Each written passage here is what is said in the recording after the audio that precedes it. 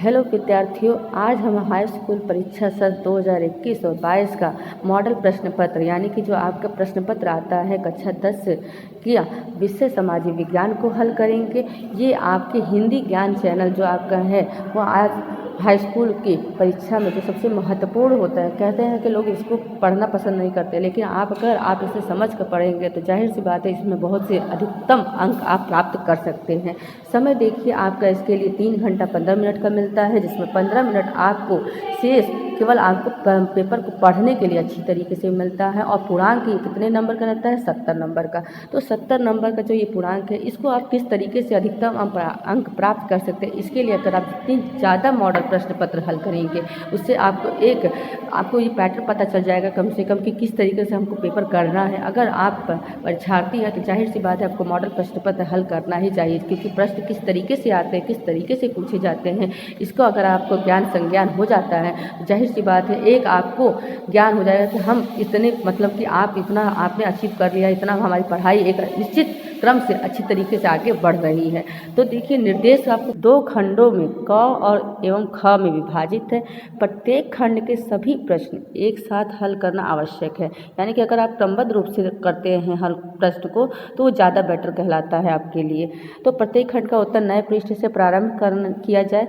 दूसरा, प्रत्येक प्रश्न के लिए निर्धारित अंक उसके सम्मुख अंकित हैं। तो आप ये देख सकते हैं कि आपको जो प्रश्न दिए गए हैं उसके जिस प्रकार आपके मार्क्स दिए गए हैं उसके आधार पर ही आपको उतने ही आधार पर आपको आंसर देने हैं। तो आप कोशिश कीजिए, जैसे दीर्घ दिया है, अति लघु दिया है, तो जितना नंबर दिया उसके अकॉर्डिंग अगर आप करते हैं तो ज़्यादा सही कहलाएगा आपके लिए।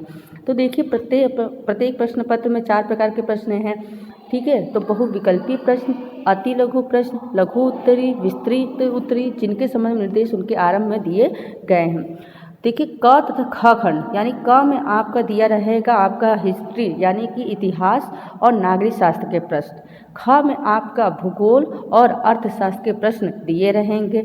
2 खंडों में इसे विभाजित किया गया है और मानचित्रों सहित हिस्ट्री के यानी कि इतिहास के मानचित्र अलग होता है और भूगोल का मानचित्र आपका अलग रहता है। इसके लिए आपको गहनता से मानचित्र को ध्यान से देख करके हल करना चाहिए। मानचित्रों को उत्तर पुस्तिका में मजबूती के साथ संलग्न करना आवश्यक है। मानचित्र आपको आपके जहां आपका सेंटर रहेगा, ये जहां पे आप कहते हैं एग्ज़ाम देंगे वहीं पे आपको दिया जाएगा। दृष्टिबाधित परीक्षार्थियों के लिए मानचित्र कार्य के स्थान पर अलग से खंड क में प्रश्न संख्या 14 तथा खंड ख में प्रश्न संख्या 28 के उत्तर लिखने के लिए दिए गए हैं। इसे आपको नहीं करना है, जो दृष्टिबाधित हैं उन्हें ही ये हल करना है। तो चलिए, आपको खंड क यानी कि इतिहास और नागरिक शास्त्र के कुछ प्रश्न जो दिए गए हैं उन्हें किस तरीके से आपको हल करना है आपके एग्ज़ाम के समय, तो उसे आपको ध्यान से देखना है। देखिए, निर्देश दिया गया है कि निम्नलिखित प्रत्येक प्रश्न के लिए दिए गए 4 विकल्पों में से सही उत्तर चुनकर अपनी उत्तर पुस्तिका में लिखिए। तो आप कोशिश लगभग आप लोग यही करते हैं कि मतलब कि क्वेश्चन देखते हो आंसर टिक कर देते हैं। तो आपको ये भी देखना ज़रूरी है कि कई आपके जो आंसर दिए गए हैं, यानी कि आपके देखिए 4 तरीके के विकल्प दिए गए, चारों विकल्प एक साथ एक जैसे ही नज़र आते हैं, लेकिन उसका आंसर क्या है ये आपको देखना है। अगर आपने पढ़ा है तो आपको भली भांति आपको पता होगा कि इसका आंसर क्या है। तो देखिए, बेल्जियम मॉडल की मुख्य विशेषता क्या है। आपने देखिए पढ़ा होगा, आपको सत्ता की साझेदारी आपने चैप्टर पढ़ा होगा, सिविक्स का पहला चैप्टर है, उसमें बेल्जियम और श्रीलंका की बात की गई है। तो उसमें आपको देखा गया कि भाषा के आधार पर और जाति के आधार पर भेदभाव किए गए थे। तो जाहिर सी बात है आपको अगर विशेषता पता है, तो जब जाति के आधार पर, भाषा के आधार पर आपको जब यहाँ इस चैप्टर में आपको बताया गया है कि उल्लेख किया गया है भेदभाव का, तो आपके खुद ही समझ में आ रहा है कि सभी जाति समूहों की साझेदारी यानी सत्ता में जाति समूहों की साझेदारी के आधार पर आपको ये किया जाता है। बेल्जियम मॉडल की ये प्रमुख विशेषता है। फिर देखिए दूसरा क्वेश्चन, यानी कि दूसरा विकल्प आपका दिया है, महात्मा गांधी ने किस घटना के कारण असहयोग आंदोलन स्थगित किया गया। महात्मा गांधी यानी कि दूसरा चैप्टर आपका जो दिया गया है, भारत का साम्राज्य यानी कि किस प्रकार हम राष्ट्रवाद को प्राप्त कर पाए हैं, तो उसमें महात्मा गांधी ने अलग अलग आपको देखिए कई आंदोलन किए हैं, जैसे असहयोग आंदोलन दिया है, रॉलेट एक्ट दिया है, भारतीय सविनय अवज्ञा आंदोलन दिया है, चौरी चौरा कांड दिया गया है, इसके अलावा आपको क्या कहते हैं नमक सत्याग्रह दिया गया है। तो आपको देखेंगे कि कई आपको आंदोलन दिए दिए गए हैं। तो अगर आपने चैप्टर पढ़ा है बहुत अच्छी तरीके से, आप देखते हैं कि बहुत अच्छी तरीके से असहयोग आंदोलन 1920 में किया था उन्होंने, 1921 में इसको किया था, तो 1922 में इसे आपने महात्मा गांधी समाप्त करते। क्यों समाप्त करते हैं? तो चौरी चौरा कांड जो गोरखपुर में हुआ था आपका, जो आपके उत्तर प्रदेश चौरी चौरा कांड हुआ था गोरखपुर में, इसमें आपने देखा होगा कि उन्होंने केवल इसमें हिंसा हो जाने के कारण, क्योंकि वहाँ पे आपके वहाँ पे सिपाही थे उनको क्या कहते हैं जिंदा जला दिया गया था, तो हिंसा हो जाने के कारण चौरी चौरा कांड इसमें हुआ था। इससे क्षुब्ध होकर के महात्मा गांधी ने असहयोग आंदोलन को क्या कर दिया था, निरस्त कर दिया था या तो स्थगित कर दिया गया था। ठीक, फिर देखिए तीसरे आप में 1861 में संयुक्त इटली का शासक कौन था? आपको देखिए इसमें आपको जर्मनी का एकीकरण, इटली का एकीकरण, ये बहुत ही इंपॉर्टेंट टॉपिक है जो आपके क्वेश्चन पूछे जाते हैं और बहुत बार पूछे गए हैं। तो अगर आपने इससे बहुत कंठस्थ करके या ये कह सकते हैं कि आपने समझ करके पढ़ा है, तो जाहिर सी बात है आपको ये पता होगा कि इसमें आपने देखिए बिस्मार्क का उल्लेख आपका जर्मनी में भी हुआ है और इटली में भी हुआ है, लेकिन इसका आंसर क्या बनेगा? तो संयुक्त रूप से आपसे पूछा है संयुक्त इटली का शासक कौन बना? तो काबूर का नाम, अगर आपके शासक है तो देखिए काबूर का नाम आएगा, और विक्टर अगर शासक के रूप में पूछा जाएगा तो काबूर का नाम इसमें आपका आएगा। फिर देखिए हिंद स्वराज नामक पुस्तक की रचना, अगर आपने ये दूसरा चैप्टर असहयोग आंदोलन यानी कि जिसमें महात्मा गांधी ने आंदोलनों की बात की है, तो उसमें एक पुस्तक का नाम भी आपने देखा होगा। तो हिंद स्वराज नामक पुस्तक की रचना किसने की थी? तो महात्मा गांधी ने की थी। ठीक है, हिंद स्वराज नामक पुस्तक की, जिसमें उन्होंने स्वराज की बात की थी कि हमें अपना स्वराज प्राप्त होना चाहिए, इसकी बात इन्होंने की थी। जर्मनी का एकीकरण जर्मनी के एकीकरण में देखिए आपने कई देश के बारे में सुना होगा। जर्मनी का एकीकरण जब हुआ था तो उसमें कई देश भाग लिए थे, जिसमें फ्रांस भी था, प्रासा भी था, ऑस्ट्रिया भी थी। ठीक है, तो इसमें आपने देखा कि इसमें पूछ क्या रहा है कि जर्मनी का एकीकरण किस युद्ध के बाद पूरा हुआ? तो आप देखिएगा आंसर इसमें क्या होगा कि का जो आंसर है ऑस्ट्रिया और प्रासा युद्ध द्वारा, ऑस्ट्रेलिया और प्रासा युद्ध का उल्लेख इसमें किया गया है। इस युद्ध के बाद ही ये युद्ध जर्मनी का एकीकरण पूरा हो जाता है। भाषाओं को भारतीय संविधान में, ये देखिए आपका चैप्टर दिया गया है जिसमें शक्तियों का विभाजन की बात की गई है, संविधान की बात की गई है, थोड़े थोड़े पॉइंट आपके दिए गए हैं। ये क्या कहते हैं नागरिक शास्त्र के चैप्टर का है। तो इसमें भाषाओं को भारतीय संविधान की किस अनुसूची में रखा गया है? तो 8वीं अनुसूची में 22 भाषाओं का उल्लेख किया गया है, जिसको 8वीं अनुसूची में क्रमबद्ध रूप से दिया गया है, ये बताया गया है। और 22 भाषाओं में आपका अंग्रेजी को शामिल नहीं किया गया, इसे आप ध्यान से सुनिएगा, ये आपके आगे भी काम देगा। तो इंग्लिश को आपका नहीं शामिल किया गया है। ठीक, तो अब आगे चलते हैं अति लघु उत्तरी प्रश्न में।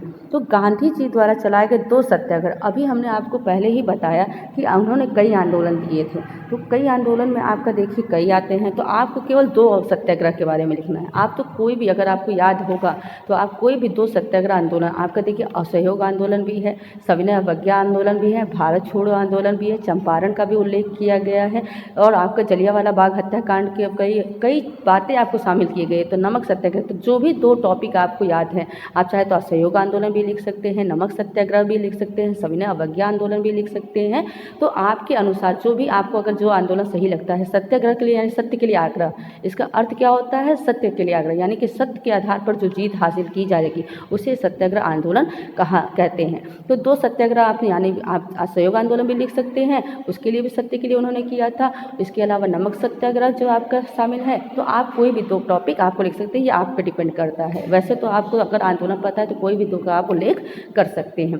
फिर देखिए अति लघु दूसरे, लोकतांत्रिक शासन क्यों लोकप्रिय माना जाता है? आपको पता है कि हम भारत में लोकतांत्रिक शासन है, ठीक है, इसके अलावा अमेरिका में भी लोकतांत्रिक शासन है, लेकिन उस शासन में और हमारे शासन में अंतर क्या है? तो हमारा शासन जो है, शासन हमारा क्या है? लचीला भी है, कठोर भी है। जहाँ यानी कि ज़रूरत होती है वो लचीला रहता है, यानी इसमें संशोधन किए जा सकते हैं, और कठोर जहाँ उनकी कठोरता दर्शानी है उस तरीके का आप उल्लेख कर सकते हैं। तो लोकतांत्रिक शासन क्यों लोकप्रिय है? तो जाहिर सी बात है ये निष्पक्ष है, इसमें पारदर्शिता होती है, और आप जब चुनाव का उल्लेख करते हैं या वोट आपका एक मत का जो प्रयोग करते हैं आप, तो आपको ये पता रहता है कि जब आपके एक वोट दे दिया जाता है तो वो 48 घंटे के लिए आपको एक स्याही लगाई जाती है आपके कहते हैं उंगली पर, तो वो स्याही जो उल्लेख करते हैं तो 48 घंटे के लिए रहती है। तो इसमें पारदर्शिता है सबसे बड़ी चीज़, निष्पक्ष होता है, किसी प्रकार का भेदभाव इसमें नहीं किया जाता है। तो देखिए, राजनीति है तो जाहिर सी बात है उसमें शामिल तो बहुत सारी चीज़ें हैं, लेकिन ये लोकतांत्रिक शासन हम इसमें है कि हम स्वतंत्र हैं,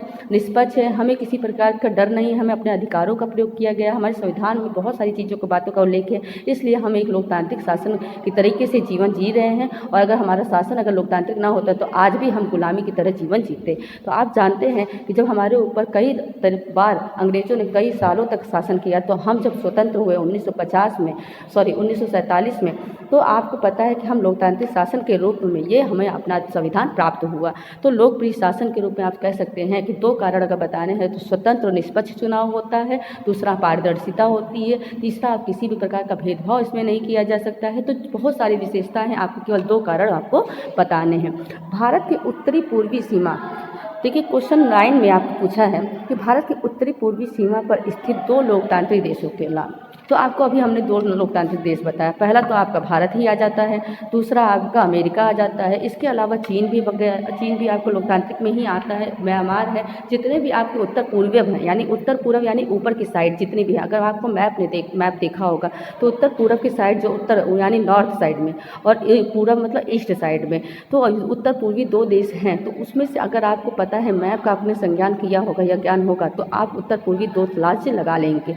ठीक, उसके बाद देखिए लघु उत्तरी में आपने देखिए मरियान और जर्मेनिया कौन थी। आपने देखिए इटली और यूरोप का साम्राज्यवाद में ये 2 लोगों का नाम सुना होगा। मरियान यानी इटली की थी, जर्मेनिया यानी जर्मनी की थी।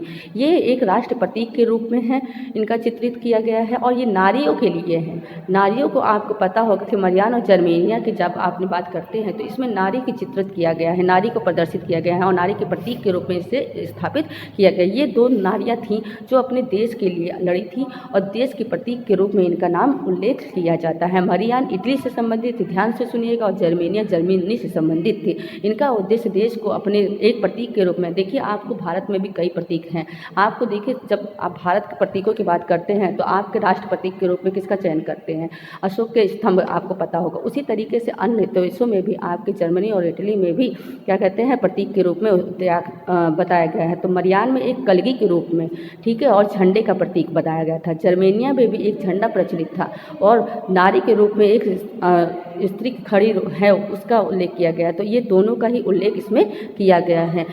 फिर देखिए 8वां में दिया है क्वेश्चन रॉलेट एक्ट। ठीक है, रॉलेट एक्ट क्या था? रॉलेट एक्ट को आप 1919 में काला कानून के नाम से भी जाना जाता है। रॉलेट एक्ट के बारे में आपको मैं छोटा सा संक्षेप में बताना चाहूँगी। ये काला कानून था, इसको 2 वर्ष के लिए जब क्या कहते हैं जेल में बंद, बिना किसी कारण के। आपको आज अगर किसी को बिना कारण के आपको बंदी बनाते हो, आपके पास प्रूफ रहता है, आपको 24 घंटे का समय दिया जाता है। लेकिन उस समय 1919 में ये अंग्रेजों द्वारा पारित कर दिया गया था कानून और इसे काला कानून की संख्या भी दिया जाता है। क्यों दिया जाता है? क्योंकि इसे में आपको बिना किसी मतलब कि आपने कोई जुर्म नहीं किया है फिर भी आप गिरफ्तार कर लिया जाता और 2 वर्ष के लिए बंदी बना लिया जाता था। और आप समझ लीजिए कि अपने आप को प्रूफ के तौर पर ये भी नहीं कह सकते हैं कि हम किस प्रकार आपने मुझे गिरफ्तार किया है, किस वारंट पर आपने मुझे गिरफ्तार किया है, ये भी आप नहीं कर सकते थे। तो रॉलेट एक्ट इसलिए 1919 में ये पारित किया गया था। गांधी जी ने इस एक्ट का विरोध इसलिए किया था क्योंकि ये काला कानून है और बिना किसी वारंट के, बिना किसी आप गलती के आप किसी को गिरफ्तार नहीं कर सकते और 2 साल के लिए बंदी नहीं बना सकते, इसलिए गांधी जी ने इसका विरोध किया था।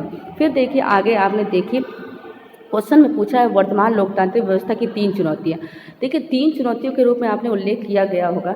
कई देखिए आपकी चुनौतियों का सामना करना पड़ता है लोकतंत्र में। तो लोकतंत्र में जब आप चुनौतियों का सामना करते हैं तो कई बातें आपके सामने आती हैं, ठीक है। तो इसके अंतर्गत आपके देखिए असामाजिक तत्वों की भूमिका। असामाजिक तत्व क्या होते हैं? यानी समाज रूप से आपने देखा है समाज में कई तरह के लोग रहते हैं। तो कई तरीके के लोग रहते हैं, तो कुछ सामाजिक रूप से कार्य करते हैं, कुछ असामाजिक रूप से कार्य करते हैं, कोई गैर कानूनी कार्य करता है, कोई कानूनी रूप से। देखिए संविधान में लागू तो सबके लिए किया गया है, लेकिन कितना हम उसको फॉलो करते हैं, कितना उस कानून को मानते हैं, ये ध्यान में रखने वाली चीज़ है। तो देखिए 3 चुनौतियों की बात की गई तो असामाजिक तत्व जो आप देखते हैं कि बिना किसी आप जैसे राजनीति वगैरह देखते हैं तो कई आपको चुनावी दंगे देखने को मिल जाते हैं, तो ये असामाजिक रूप से कार्य किए जाते हैं। दूसरा आप देखिए जातिवाद और संप्रदायवाद।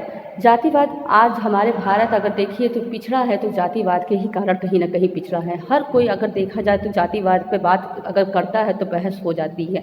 तो जातिवाद और संप्रदायवाद यानी धर्म पर तो पहली बात ही नहीं करनी चाहिए, जाति पर बात ही नहीं करनी चाहिए। जब हम एक समाज, एक लोकतांत्रिक देश में रह रहे हैं तो जाति, हम कहते हैं ना कि हम जाति और लिंग के आधार पर किसी प्रकार का भेदभाव नहीं कर सकते हैं। आप ये चैप्टर पढ़ा होगा कि जातिवाद और संघर्ष से संबंधित आपने पढ़ा होगा चैप्टर, ये नागरिक शास्त्र का चैप्टर है जिसे आप पॉलिटिकल साइंस भी कहते हैं। तो इसमें आपने जातिवाद संप्रदायवाद यानी जाति के आधार पर किसी प्रकार का भेदभाव नहीं करना चाहिए, संप्रदाय यानी धर्म के आधार पर किसी प्रकार का भेदभाव नहीं करना चाहिए। तीसरा देखिए सामाजिक तथा आर्थिक असमानता। हम किसी प्रकार की किसी भी तरीके से सामाजिक रूप से और आर्थिक रूप से आप किसी प्रकार का भेदभाव नहीं कर सकते हैं। जब हमारे संविधान में इस बात का उल्लेख किया गया है कि जाति या लिंग या जन्म स्थान के आधार पर, धर्म के आधार पर किसी प्रकार का भेदभाव नहीं कर सकते हैं, तो लोकतंत्र में ये 3 चुनौतियाँ जो हमारे सामने हैं, आप देखिए पहला असामाजिक तत्व, दूसरा जातिवाद संप्रदायवाद, तीसरा आपके देखिए सामाजिक और आर्थिक असमानता का उल्लेख किया गया है। तो इसका अगर आप ध्यान देते हैं, अगर आपने पॉइंट भी आपको याद रहता है तो आप अपने से भी इस शब्द के आधार पर इसका आंसर आप दे सकते हैं। तो इसके पक्ष में आपको अपना मत स्पष्ट करना है, ठीक है। उसके बाद देखिए लोकतंत्र में उत्तरदायी शासन और पारदर्शिता। अभी हमने इसके पहले आपको बताया कि हमारा शासन कैसा है, उत्तरदायी शासन है। आपको देखते हैं कि संसदीय और संघवाद 2 हमारे टॉपिक हैं इसमें। तो आपका जब बात करते हैं तो पारदर्शिता की, पारदर्शिता क्या होती है, यानी निष्पक्ष, आप किसी प्रकार का भेदभाव नहीं कर रहे हैं। तो जब आप इस तरीके की आप बात करते हैं लोकतंत्र में, तो आप बिना किसी कारण के, ना किसी जन्म का इसमें स्थान हो सकता है, ना जाति के आधार पर आप किसी प्रकार का भेदभाव कर सकते हैं, ना ही किसी लिंग के आधार पर आप किसी को ऐसा नहीं कर सकते कि आप किसी एक को ज़्यादा महत्व दे रहे हैं, दूसरे को नहीं दे रहे हैं। तो इस प्रकार की पारदर्शिता हमारे देश में आवश्यक है। इसके पक्ष में आप क्या अपने शब्दों में, अगर आपने चैप्टर पढ़ा है लोकतंत्र, तो आपको हमने पहले ही बताया कि लोकतंत्र एक ऐसा सब्जेक्ट है या लोकतंत्र एक ऐसा टॉपिक है जहाँ हम भारत जैसे देश में निवास कर रहे हैं। अगर आपको देखिए घर में रहते हैं तो आपको माता पिता को अगर परमिशन आपको प्राप्त है तो आप कहीं भी जा सकते हैं, किधर भी जा सकते हैं, आपको किसी को जवाब देने की ज़रूरत नहीं होती है। तो इसी तरीके से चुनाव में भी हमारे क्या है कि चुनाव में पारदर्शिता है। हम किसी को भी वोट देते हैं तो अपने निर्णय के आधार पर देते हैं। अगर हम किसी सरकार का चयन करते हैं तो अपने निर्णय के आधार पर करते हैं। तो जब ये चीज़ें हमारे सामने प्रस्तुत है तो हम कैसे कर सकते हैं, लोकतंत्र में ही कर सकते हैं। अगर लोकतंत्र ही नहीं रहेगा तो हम पारदर्शिता का कहाँ से उल्लेख करेंगे। तो जाहिर सी बात है स्वतंत्र और निष्पक्ष चुनाव कराना हमारे देश के लिए सबसे बड़ी चीज़ होती है, और यही पारदर्शिता है कि उत्तरदायी शासन का हम उल्लेख कर सकते हैं। हमारी सरकार जो होती है पारदर्शिता रहेगी, जहाँ पारदर्शिता रहेगी वहाँ किसी प्रकार का भेदभाव आप कर ही नहीं सकते हैं। तो इस पक्ष में आप अपना मत इसके उल्लेख में आप कर सकते हैं।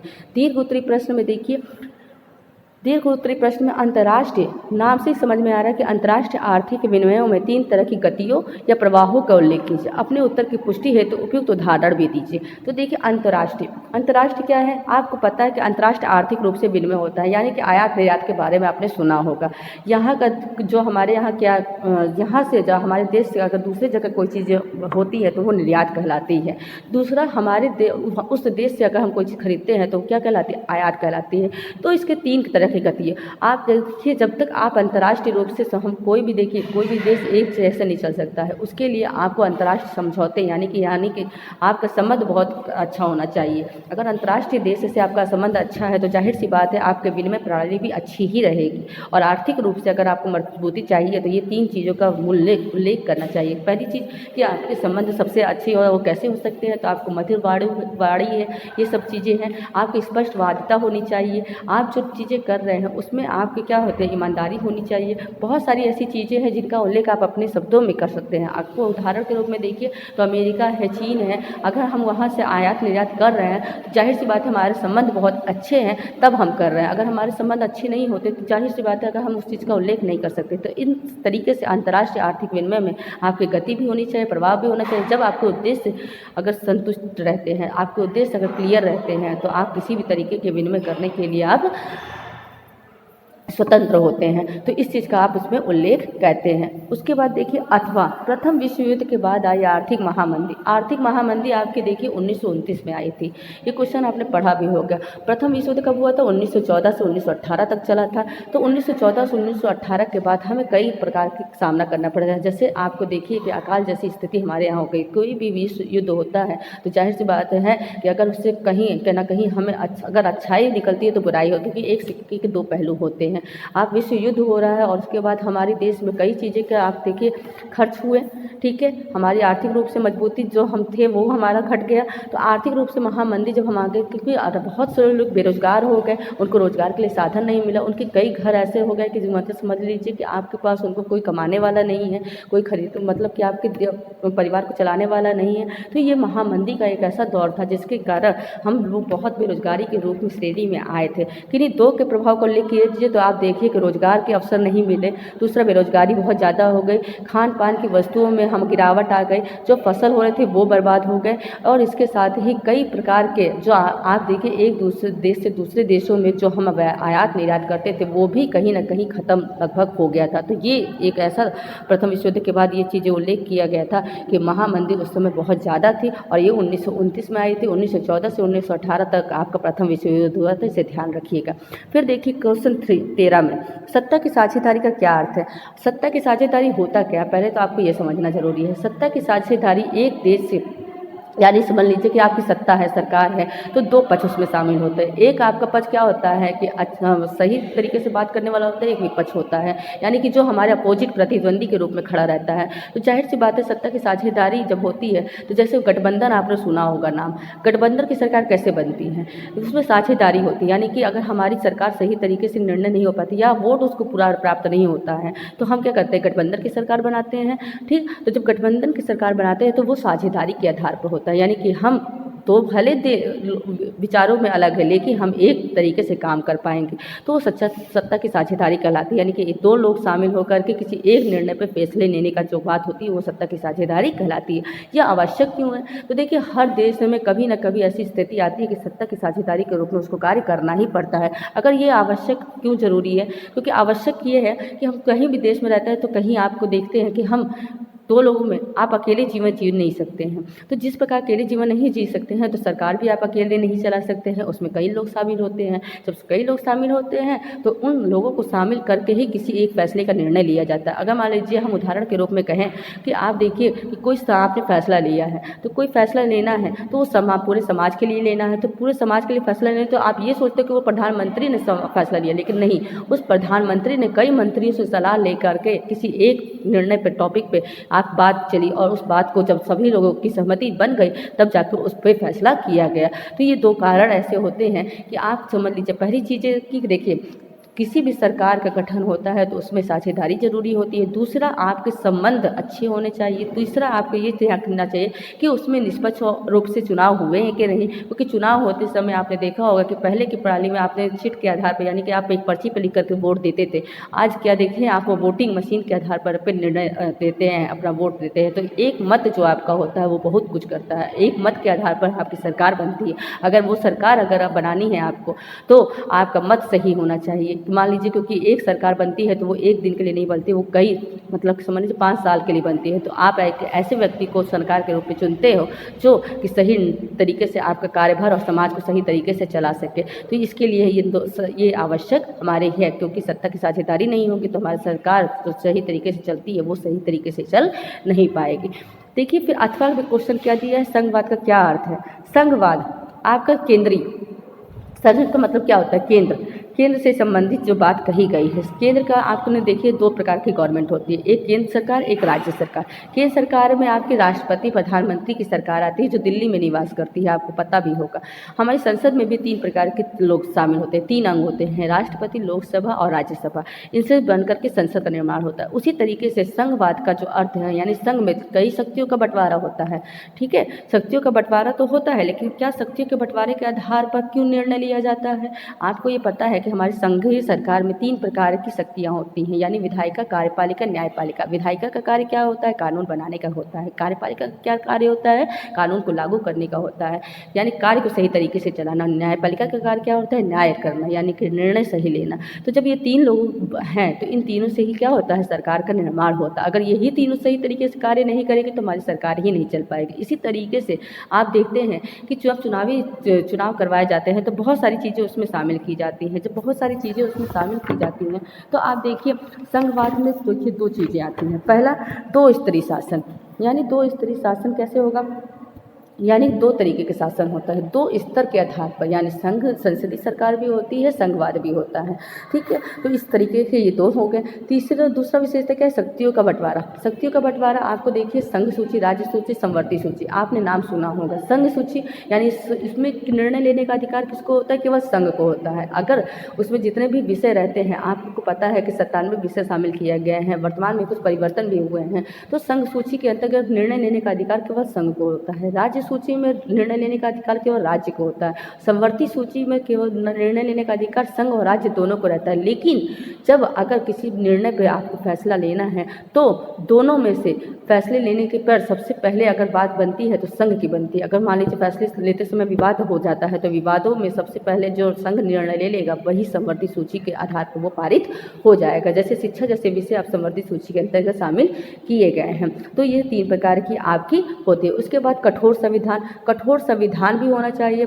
ऐसा भी संविधान नहीं होना चाहिए हमारा तीसरा विशेषता में कि ऐसा भी संविधान नहीं होना कि पता चला कि हम हर समय परिवर्तन ही कर रहे हैं, उसमें संशोधन ही कर रहे हैं, तो नहीं। कहीं कहीं जहाँ हमको ज़रूरत होती है, आपको पता है कि हमारे प्रस्तावना के मूल ढांचे में परिवर्तन नहीं किया जा सकता है, क्योंकि हमारे आपने केशवानंद सरस्वती के आपने क्या कहते हैं सुना हो गई, वो सबसे बड़ी बेंच बैठक बनी थी, 13 उसमें बेंच बैठक बनी थी। उसमें उन्होंने कहा था कि प्रस्तावना के मूल ढांचे में हम क्या कर सकते हैं कि परिवर्तन नहीं कर सकते हैं, लेकिन अन्य कर सकते हैं। इसीलिए हमारे संविधान कठोर संविधान भी होना चाहिए। ऐसा ही नहीं कि हमारा संविधान देखिए लचीला और कठोर दोनों है। जहाँ ज़रूरत होती है वो लचीला काम करता है, और जहाँ ज़रूरत होती है वो कठोरता का भी सामना करता है या कठोरता भी अपनी दिखाता है। ये 3 विशेषताएं आपके होते हैं। अब देखिए मानचित्र संबंधी प्रश्न। इसके लिए आपको सबसे पहले जो आपके राज्य और कैपिटल यानी कि आपके स्टेट और कैपिटल का ज्ञान होना चाहिए। केंद्र सरकार से संबंधित, राज्य सरकार से संबंधित आपको ये ज्ञान होना चाहिए। आपके देखिए अभी वर्तमान में कितने राज्य हैं, तो आपका 28 राज्य हैं। केंद्र शासित प्रदेश कितने हैं, तो 8 हैं।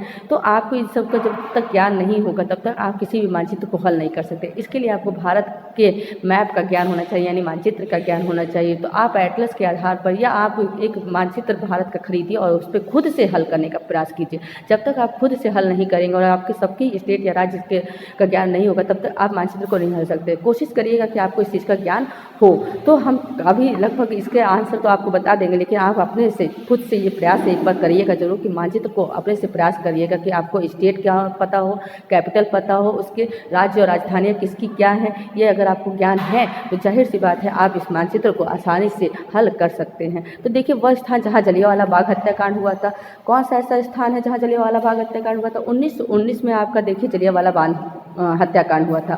ठीक है, अप्रैल में। ठीक, तो अप्रैल में अमृतसर के पंजाब के अमृतसर जिले में जलियांवाला बाग हत्याकांड हुआ था, जिसमें जनरल डायर ने क्या किया था कि निहत्थे लोगों पे गोलियां चलवा दी थी। तो आपको यहाँ पे आपको क्या कौन सा स्थान आपको करना है? पंजाब के अमृतसर, ब्रैकेट में आप अमृतसर लिखेंगे, लेकिन पंजाब को आप दर्शाएंगे। पंजाब आपके सबसे ऊपर, जम्मू कश्मीर के जस्ट नीचे आपका ये मानचित्र में आता है। देखिए वह स्थान जहाँ से गांधी जी ने नमक बनाना प्रारंभ किया था। आपने नमक बनाना यानी कि नमक सत्याग्रह का नाम सुना होगा। साबरमती आश्रम गुजरात में साबरमती आश्रम से इन्होंने नमक बनाना स्टार्ट किया था, यानी कि उन्होंने पैदल यात्रा की थी 78 लोगों को लेकर के, और दांडी पे जाकर के इनकी यात्रा खत्म हुई थी। तो आप यहाँ पे क्या टिक करेंगे? तो गुजरात को यहाँ पे टिक करेंगे, क्योंकि साबरमती आश्रम की शुरुआत वहीं से हुई थी। वह स्थान जहाँ नील की खेती करने वाले किसानों ने आंदोलन किया था। नील की खेती कहाँ हुई थी? बिहार के चंपारण जिले में सबसे पहला आंदोलन जो उन्होंने किया था दक्षिण अफ्रीका से आने के बाद। दक्षिण अफ्रीका से महात्मा गांधी कब आए थे? 1915 में आए थे। 1915 में दक्षिण अफ्रीका से आने के बाद आपका देखिए नील की खेती सबसे पहले उन्होंने की थी, यानी कि नील की खेती का उन्होंने चंपारण में बिहार सबसे बड़ा आंदोलन उन्होंने किया था बिहार में। तो आपको यहाँ नील की खेती का क्या दर्शाना है? बिहार को दर्शाना है। बिहार कहाँ है? उत्तर प्रदेश के जस्ट बगल के नीचे। अगर आपको उत्तर प्रदेश मानचित्र में पता है तो उसके जस्ट बगल में आपको बिहार को दर्शाना है। बिहार की राजधानी क्या है? तो पटना है। वह स्थान जहाँ सूती मिल श्रमिकों ने सत्याग्रह किया था। देखिए मुंबई का नाम आप लोगों ने सुना होगा, ठीक है। तो मुंबई को जहाँ दर्शाएंगे वहाँ पे आपको महाराष्ट्र का नाम लिखना पड़ेगा, क्योंकि महाराष्ट्र की राजधानी क्या है? मुंबई है। तो सूती मिल श्रमिकों ने सत्याग्रह का प्रारंभ कहाँ से स्टार्ट किया था? तो मुंबई से स्टार्ट किया था। मुंबई का नाम जब आपका आएगा तो महाराष्ट्र को आपको वहाँ पर दर्शाना ही पड़ेगा, क्योंकि महाराष्ट्र राज्य है और राजधानी क्या है उसकी? मुंबई।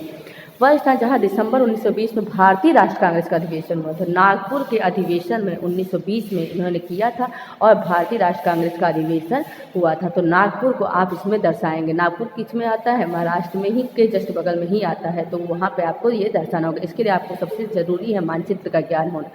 देखिए दृष्टिबाधित परीक्षार्थियों के लिए देखिए क्वेश्चन वैसे ही रहते हैं, लेकिन दृष्टिबाधित परीक्षार्थियों को अलग से कुछ समय दिया जाता है।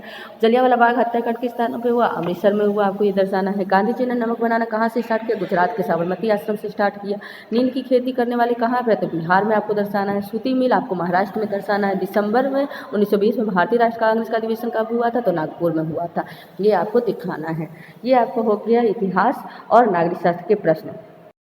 तो बच्चों आज आपने खंड क का अध्ययन किया। आपने खंड क को अच्छी तरीके से आप लोग समझ पाए होंगे, जहाँ तक मुझे उम्मीद है। कल हम खंड क को फिर से एक नए तरीके से प्रस्तुत करेंगे आपके सामने, किस तरीके से आपको प्रश्न को हल करना है। खंड क यानी कि भूगोल और अर्थशास्त्र के प्रश्न हम कल आपको हल करेंगे। अभी के लिए इतना ही। इतिहास और नागरिक शास्त्र के प्रश्न आप लोगों ने अच्छी तरीके से देखा होगा, समझा होगा कि किस तरीके से प्रश्नों को करना है। और मुझे उम्मीद है कि आप बहुत बेहतर आप अपनी परीक्षा में कर सकेंगे। मेरा यही प्रयास है। कल हम फिर से आपको मिलेंगे खंड ख के साथ, जिसमें भूगोल और अर्थशास्त्र के प्रश्न आपके सामने हम प्रस्तुत करेंगे और किस तरीके से उसे अच्छी तरीके से भली भांति आपको मैं और बेहतर तरीके से समझा पाऊँ, ये हम एक अपना छोटा सा प्रयास है, जिसको आप जिस तरीके से आप कह सकते हैं कि आप धन्यवाद दे सकते हैं, आप अपनी तरीके से दे दीजिए। हम बस इतना ही प्रयास करते हैं कि आप बहुत अच्छा करें परीक्षा में। और खंड क के साथ हम कल आपको मिलते हैं। आपके लिए